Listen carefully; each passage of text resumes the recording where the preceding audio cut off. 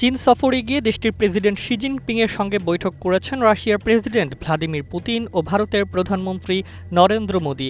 এ দৃশ্য দেখে তীব্র ক্ষোভ প্রকাশ করেছেন যুক্তরাষ্ট্রের প্রেসিডেন্ট ডোনাল্ড ট্রাম্প।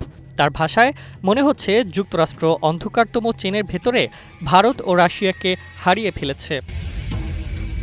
গত সপ্তাহে চীনের তিয়ানজিন শহরে অনুষ্ঠিত সাংহাই কোঅপারেশন অর্গানাইজেশনের শীর্ষ সম্মেলনে যোগ দেন মোদি ও পুতিন।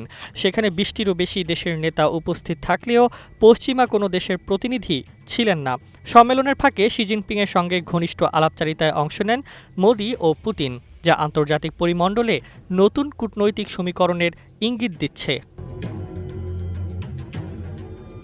শুক্রবার নিজের সামাজিক যোগাযোগ মাধ্যম ট্রুথ সোশ্যালে পোস্ট দিয়ে ট্রাম্প বলেন, মনে হচ্ছে অন্ধকারতম গভীরতম চীনের ভেতরে আমরা ভারত ও রাশিয়াকে হারিয়ে ফেলেছি। একসঙ্গে তাদের ভবিষ্যৎ দীর্ঘ ও সমৃদ্ধ হোক।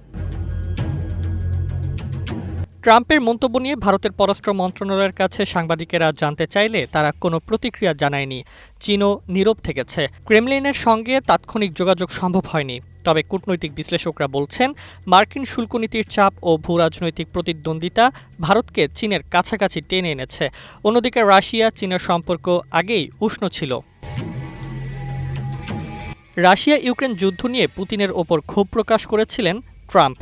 যুদ্ধবিরতির প্রচেষ্টা সত্ত্বেও ইউক্রেন ও রাশিয়ার মধ্যে ঐকমত না হওয়ায় তিনি প্রকাশ্যে হতাশা জানিয়েছিলেন। তবে চীনের সঙ্গে রাশিয়ার ঘনিষ্ঠতা নিয়েও তিনি আপাতত শঙ্কিত নন।